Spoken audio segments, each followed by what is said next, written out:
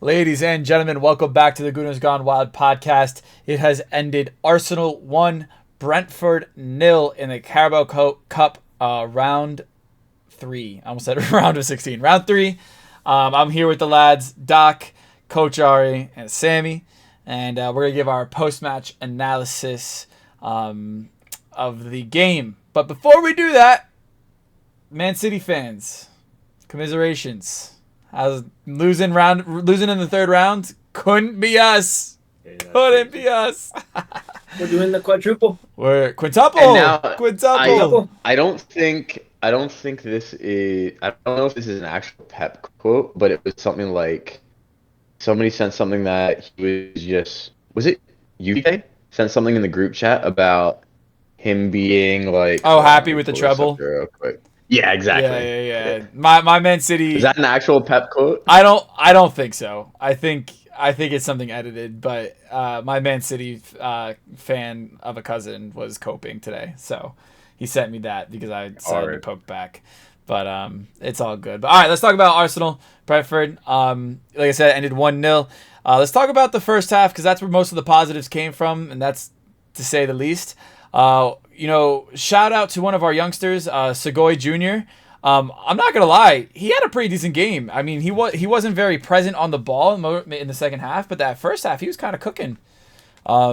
So what are your guys' thoughts on that first half? Let's start with, like I said, let's just start with kind of our lineup. How did you guys feel about the lineup? I was happy with it. We saw a good amount of rotation, and I think rotation in the right spots. Like Kiwior needed time, he got time. It was nice seeing Tomiyasu at center back. Um, I thought the changes in the midfield were nice. We got to see ESR back in the We starting did. lineup, and then Reese getting time, I think, was big. He needed that. Yeah, and he looked like he was balling out all day today. Oh yeah. One of the positives of today. Sammy, how do you think of the game? How do you feel about it? I think that was a really good starting lineup. I just feel like Eddie's hit or miss sometimes some games, and I don't know. I always want like a really clinical striker with like really good hold up play. Just watching Madrid, I've been used to Benzema for so many years, and then I watch and I'm like, oh, I wish Eddie was Benzema, but he's not. But he does well when he does have his chances, and I think the first half we played really well, put a lot of pressure, and we had the chance to put the game to bed early on, but we really didn't. But I think if moving forward, we need to take our chances so we Yeah, don't lose games like these. agreed, agreed.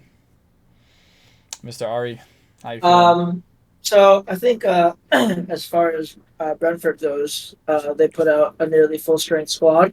So to see our rotational players get a result from them, I think is something to be proud of for sure. But I do think moving forward, uh, if we want to be the type of club that wins everything, we are definitely going to have to upgrade in a lot of areas, even depth wise, um, and start working on that depth because I'm just not entirely convinced that we are able to get away with rotating as many players as we did today, based on how we performed um, overall.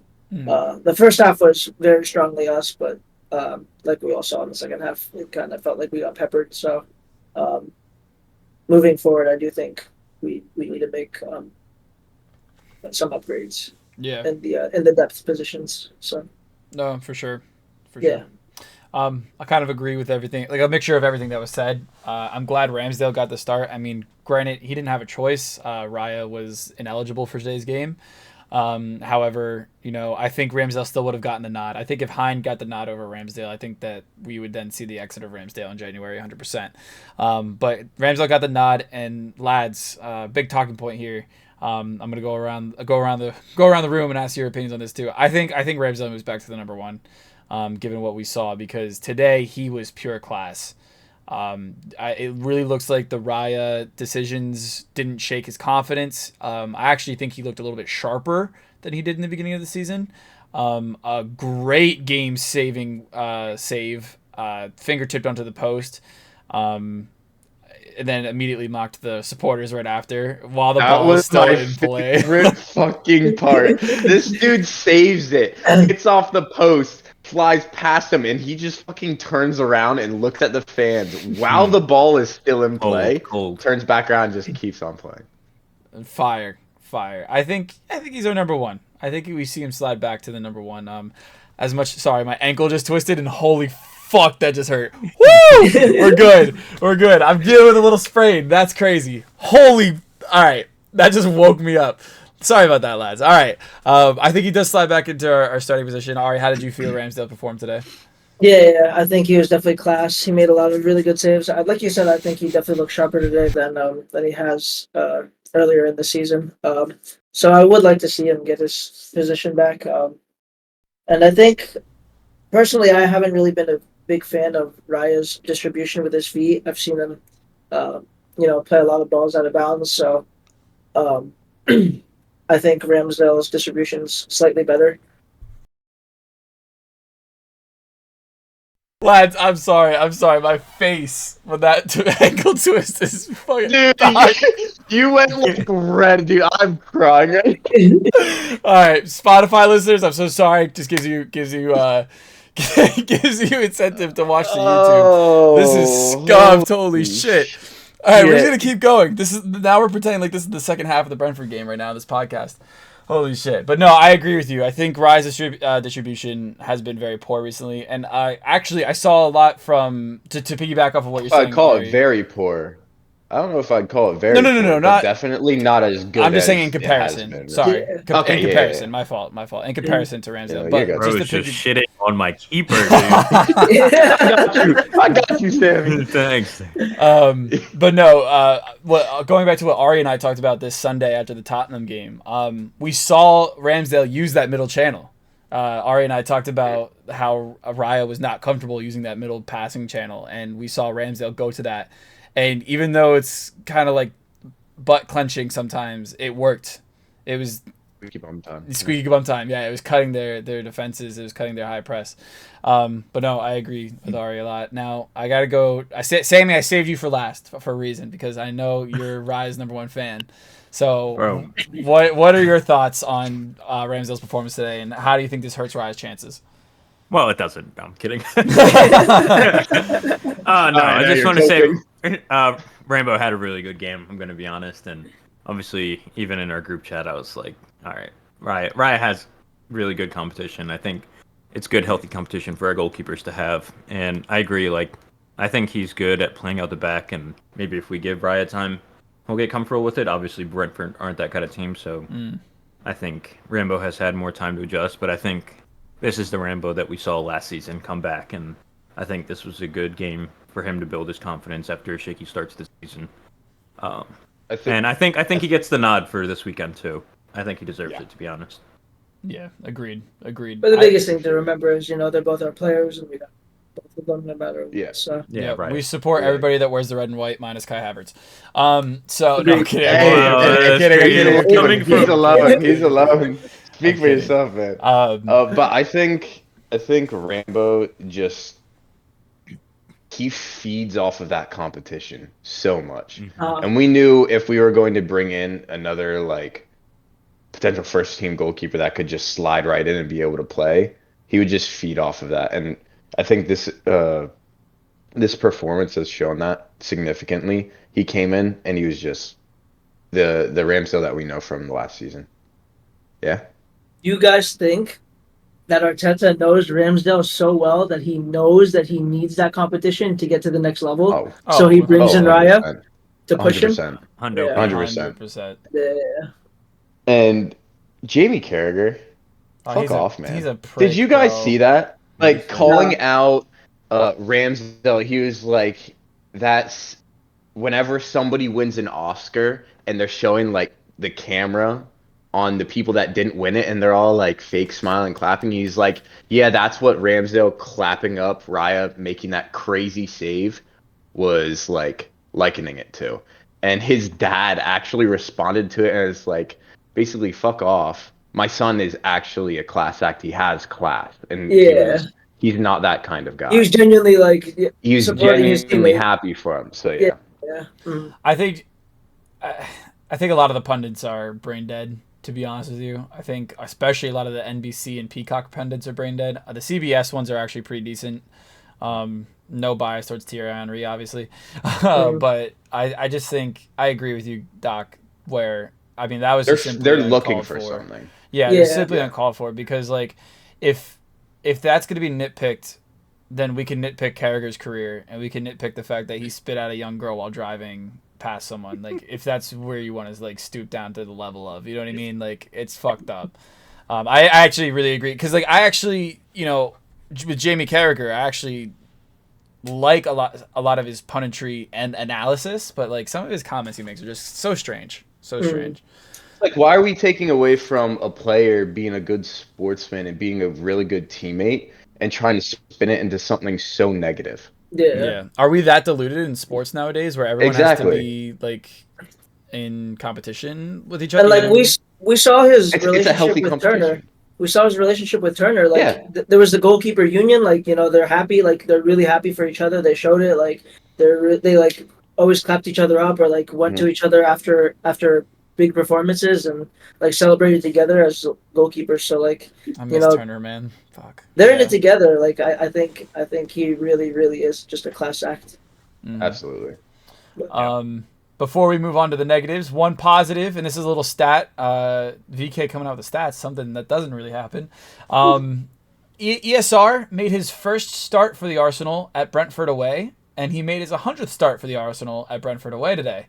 So huge Full circle. congratulations to ESR. I think it is very. What's up, Doc?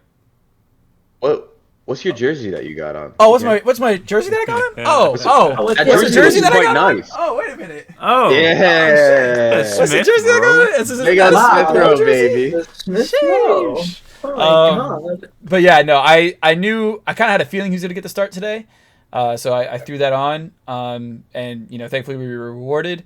Guys, how do you guys feel about? I felt like he had a really good performance today.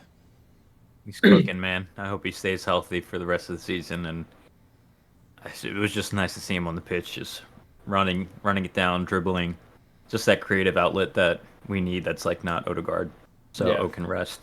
And I think he could have bagged one even like in the 30th minute where Mhm. he's dribbling in the box. He definitely could have finished that, but I think he looked lively. I think he's definitely a good option coming off the bench and one that I feel confident in rotational games that can get the job done.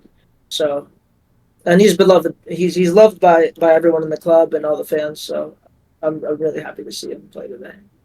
For sure. And I didn't get a chance to watch much of the first half at all because I was working. But what I did see of him in the second half, he seemed like he was playing pretty well. I do hate to be that guy. I feel like ESR is going to end up being one of the players that we do see leave the club in the future and the next year or two. Kind of like what we've seen with like transitioning some of the youth that kind of haven't turned out as well. And I think his injury that he had really did kind of hurt his progression and development in the team that we had, where Arteta was really building a culture and helping the younger players progress, like Gabby and Saka. We saw a lot of them get a lot more time and kind of Mm, settle in. yeah, Unfortunately, I feel like he missed out on ESR that might be window. one. He missed out on that window, and I think he's probably going to eventually be transitioned out, kind of like we've seen with Nabry in the past, with Joe Willock, and how we just recently saw as well with Ainsley Maitland-Niles.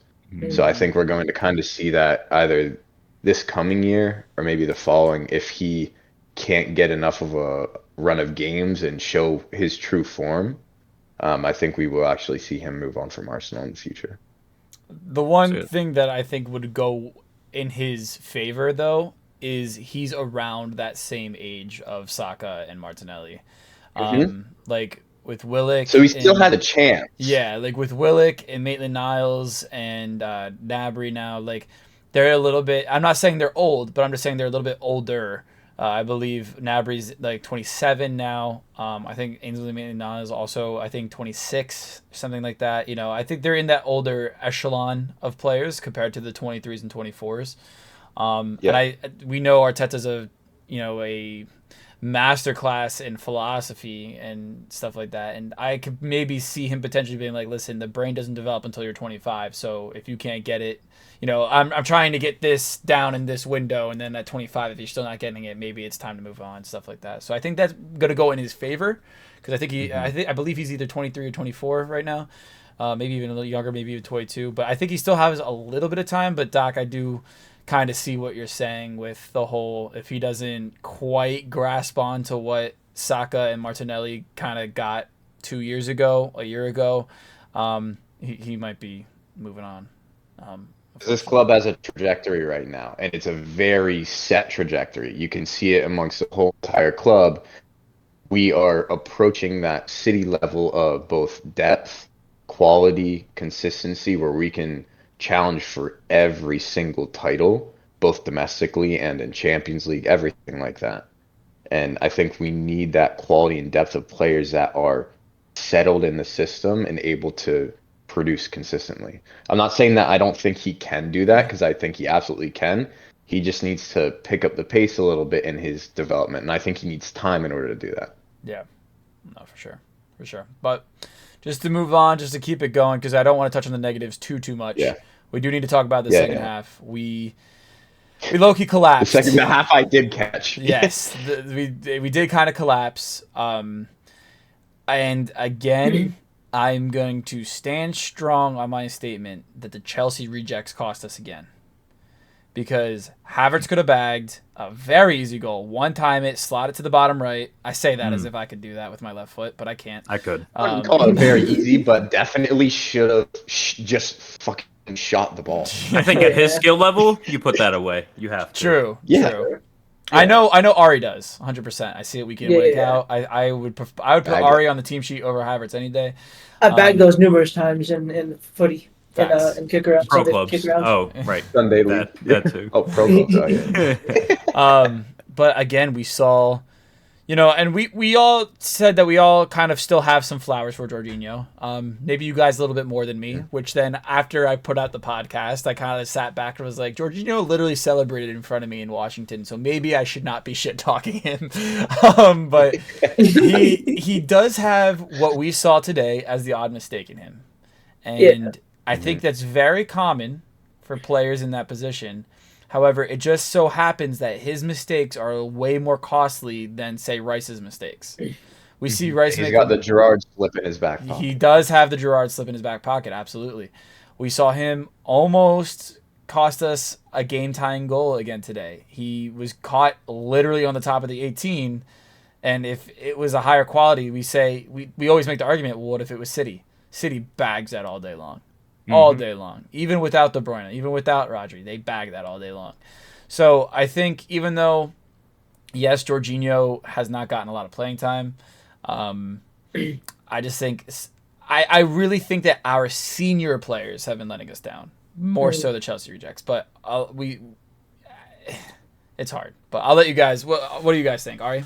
I see. Aside from the footballing, I think what Jorginho really brings to this team is that older senior player experience and the knowledge and the know-abouts of the game. And from what I've seen online and how he presents himself, he almost reminds me very much of Hector Bellerin, and how he was a very big advocate for other communities and just helping people. So I really see him as more of not that he's not able to technically.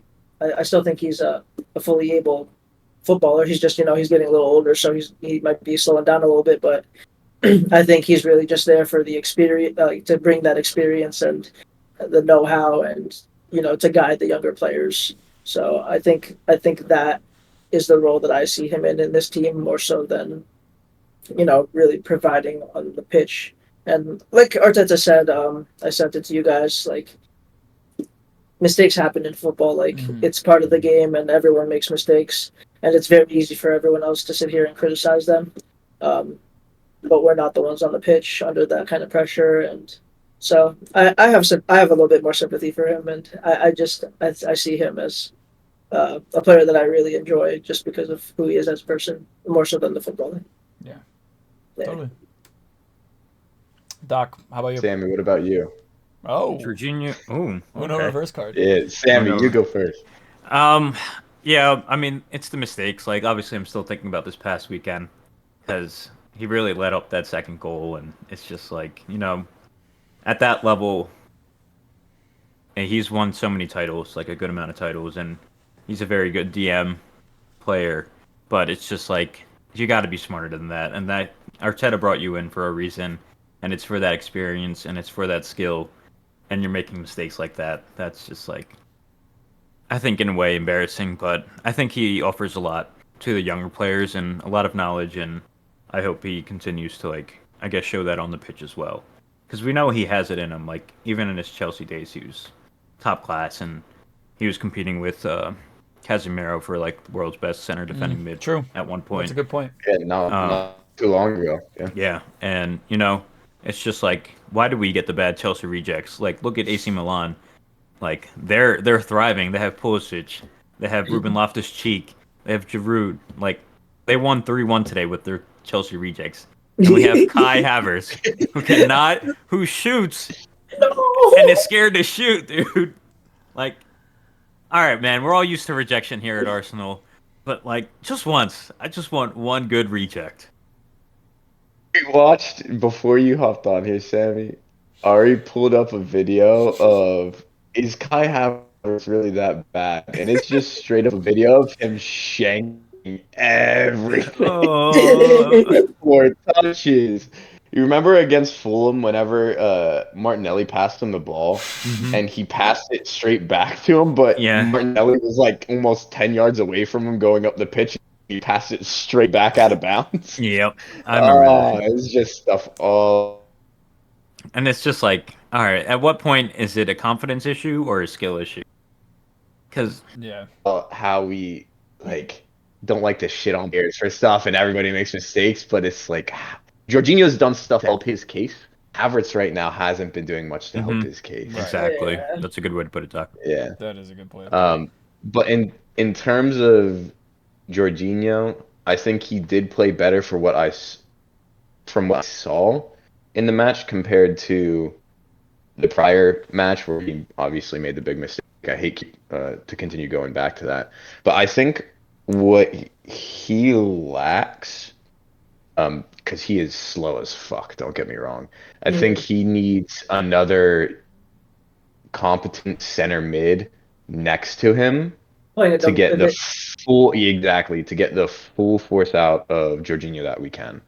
I think we need to see like a Partey next to him or a That's a good Declan point. next to him That's a very good point. for him to be able to play how he wants to play. 'Cause defensively, he's good, but he's better a little bit further up the pitch where he can just string in passes and break lines. Mhm. And I think that's part of what he's been missing the past couple of matches. We haven't really had that other center mid because he's either coming on for a Declan Rice or coming on for that position that he would be better off next to. Yeah, he's more of a deep lying playmaker. Yeah. Yeah. So I think just kind of in conclusion, I think what kind of boiled down to that destruction in the second half was our midfield. We saw a lot of times where Sugoi and I say Sugoi in the Japanese way. I think it's Sugo. Yeah. So good. Yeah. We saw a lot of defending from Reese and Sugo, and it's hard to see that in my opinion because yes, they are asked to track back, but you have two holding midfielders on the pitch. One holding midfielder and then one other non-creative midfielder in Kai Havertz, where they should be kind of playing in a little bit deeper role. I just didn't think there was a lot of tracking back. I think we crumbled in the midfield. However, and again, another positive, our defense was super solid today, which is something we are not used to. So more used to now, but I know exactly. Right, more used to now, but back in Yeah. the day when we were letting 5 in at that, we would have let 5. I'm telling you, we would have let 5 in the days of David Ospina and Koscielny and Mustafi and Socrates and all that. But I want to go around real quick before we end. I just want you guys to name your man of the match because I have a feeling that it's all going to be probably it's either going to be Ramsdale or in the back four. So I'm going to let you guys. The back half. Yeah, so I'm going to let you guys go ahead. I'm going to let Sammy start. Me? Yeah. Kai Havertz. No, I'm kidding. I give it to Well, I give it to Gabriel. I think he really is like good for our back line, a very commanding leader, and even without Saliba in the back line, I think this was like a true test for him to lead that back line and see how we do defensively. Obviously Saliba is like our star center back, but I think Gabby's right on par with him, if like not a little below, and he's a bit younger as well. So I give it to Gabby. Yeah. Ari, what about you, Fair man? shout, fair shout, fair shout. I didn't get to watch the entire game. I only got to watch the first half. But what I saw of Tomiyasu today was exceptional. I think he played really well. Just very quality defender, calm on the ball, likes to play passes between the lines. So I think I give it to him. Yeah, fair. Doc, how about you? What about you, Doc? I am with Ari on this. I actually didn't get to watch the first half. I got to watch the second half, and even from what I saw from the second half, just quality, pure quality. That's the Tomiyasu that we saw whenever he first came to Arsenal. Very solid, very good defensively, wasn't making mistakes, was playing out of the back, and we even saw him a little bit, especially early on in the second half, whenever he would step up into that like CDM role a little bit out of the back four, almost like Man City was doing with John Stones, Mm.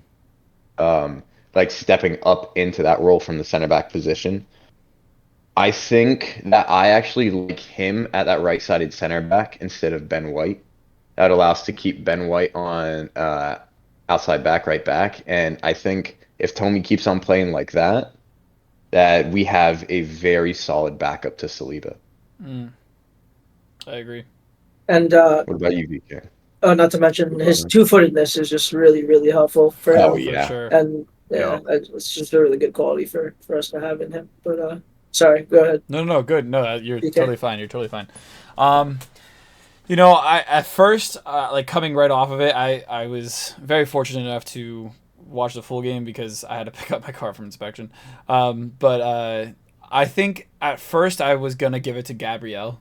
I think he had a really solid game, but now I'm very torn between Gabriel and Ramsdale actually, because that save is just replaying in my head, and that save is incredible. Like I literally have it in my note. It's Ramsdale save 67th minute. Like it was such a insane save, and the reaction afterwards, like it just proves how top class he is. He can stay out of the side for 2 weeks and then come in and make a save like that. Again, something we did not see. So I think for me personally, and to keep a clean sheet at Brentford away is not an easy thing to do. Even though they're lacking Ivan Toney, they have a lot of strong players in Wissa and Mbuemo and stuff like that. So I think I am, now that I've thought about it a lot more, I'm gonna give it to Ramsdale, but Gabriel is a very close second, and Tomiyasu is a very close third. I think the center back pairing was all right, and then of course Kivior as well had a goal line clearance again, which is. I think Kivior is going to be a very underrated, under the radar type of player for Arsenal, and I really do hope that we kind of keep him around for a while. I don't want him to see him on loan. I want to see him in the depth a little bit, but because games like this, he's going to thrive under 1,000%. But I think I'm going to give my man of the match to Ramsdale.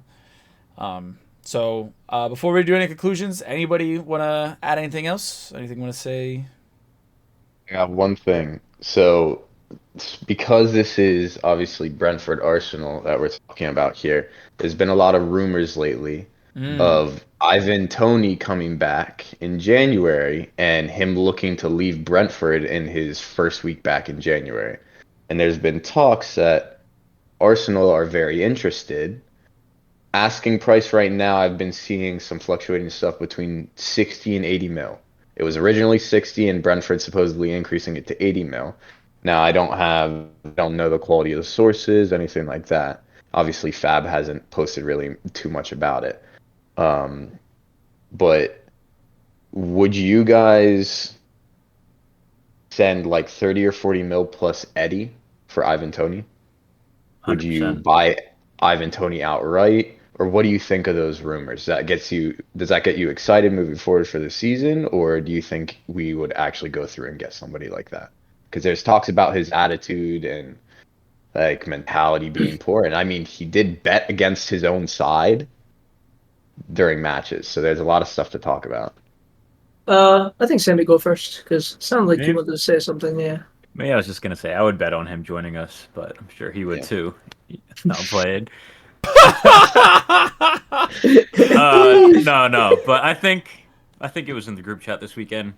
I think we need a good backup that isn't Gabby, and no shade to Eddie, but I think Ivan Toney is a step above, and that Brentford side last season he did really well to score goals, and they've been holding it down well Or this year. 20, But didn't he? yeah, Back 20. Yep. 20 in that and side. you know It's crazy. they're missing him this year, but they're doing all right. But with him, it's like a different beast of Brentford, you know. And I think if he was on the pitch today, I think we would have lost. I'm going to be honest. All those defensive mistakes that led to open chances, I think Tony puts away. Yeah. And I think I want him to join, but also there is that aspect of him betting against his own team, and you know, there's like obviously that's just wild. Yeah, that doesn't sit well with me, but I think he would be a quality signing that would definitely bag goals. hmm Yeah, so I want him. I want him on their side, but I think we do a little swap deal and keep him. But yeah, what about you, VK? So there's a hour-long interview that he did with, I think it was Talk Football or something like that. He basically did a whole expose of himself as well as the FA. And I want to just implore you guys to listen to that interview at some point, because I'm hearing a lot of betting, like a lot of facts that are being thrown around that I feel like aren't true. Now, granted, this is just hearsay. It is his side, and you know, when you're the victim, not the victim, when you're the, you know, offender in a crime, you know, your side is always going to be different than the side that other people take. But I will say, he claims he never bet against his own team. He claims that he was just having friends put bets on him to score, because he was trying to bet on himself to motivate him to score more. And then he actually goes and talks about having a gambling addiction. So again, it's actually a really great listen. Don't know how much of it is PR. I will say that it does kind of seem strange, but when we talk about the mentality and we talk about the attitude on and off the pitch, I do think he's actually a top class guy. I think he just got jammed up on some things. He's young, or apparently, sorry, let me rephrase that. The crimes that he committed with the betting happened when he was young, and I think he has matured and learned from that. Just to, you know, stop beating around the bush, I do think he'd be a great addition to Arsenal. However, I think we would probably have to do at least 50 mil plus Eddie for him. I don't think they would take like a 30 or 40, just simply because of the mixed bag Eddie can be.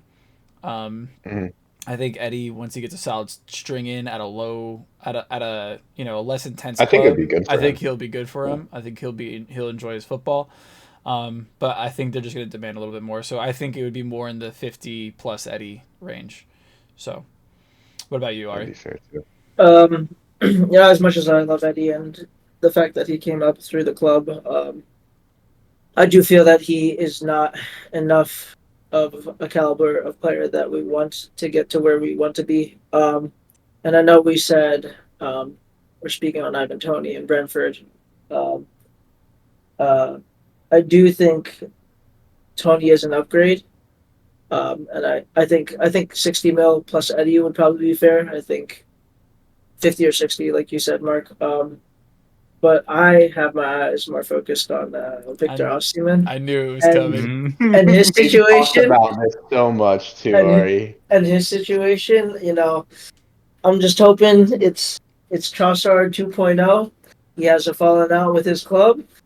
We come in, we swoop in, We we save save him. the day. Yeah. Yes, So sir. you know, I hope that's our plans for January, but I wouldn't mind Ivan Toney at the club. I think he would be a well welcomed addition that would definitely help us in our conquest of Europe. So Conquest I of will Europe. say- Bro, sounds like Columbus, like colonizer, or conquest, like reverse flag. colonization. Just the Arsenal flag everywhere. No, that's awesome, though. That's awesome. I love that. We got to start saying that No, more. I will say one thing. our hearts and support obviously go out to Victor Osimhen. Oh, What he yeah. is going through right now is fucking ridiculous. It's weird, bro. And no player, no person, human being deserves to be going through what he is going through right now. And I hope he comes out of it. And props to him. I believe he scored He in the bagged 2 match today. today. Yeah. Bagged 2 today. So, like, props to him for being able to go out after something like that and just keep doing what he's doing. Talks about the type of person he is, the type of professional he is, and like just big ups to him. And I know I'm speaking for all of us when I say all of our support's going out to Yeah. him and what he's going through right now, for sure. 1000%. And just to quickly add on to that is like I just find it so crazy that there's such a big racism problem, not just in football, but mainly in Italy. And the fact that their own club is high key like not defending him, being a part of the problem is fucking insane to me. Like pardon my strong language. It's just that is wild. You can't I don't know. Go ahead. No, Especially after what he did for them last season with Kvaratskhelia. Like the two of them just carried the club to a title. Like, and you're gonna sit there and do that. It's just it's shocking. It's weird.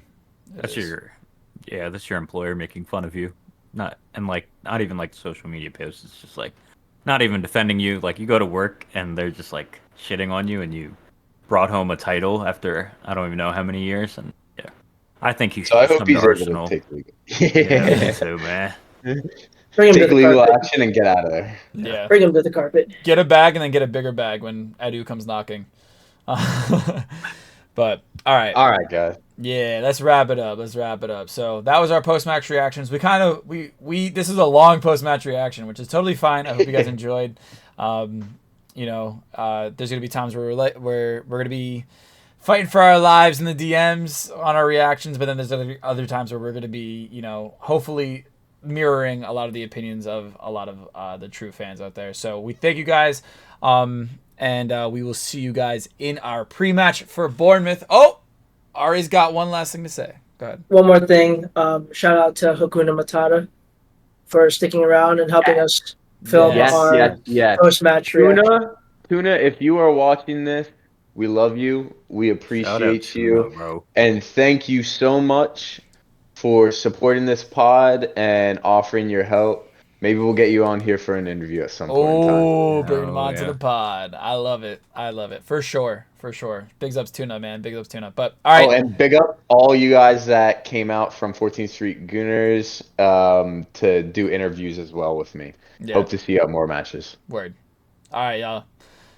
As always, GGW signing out. And as always, come on, you Gooners. Let's get it. Baby.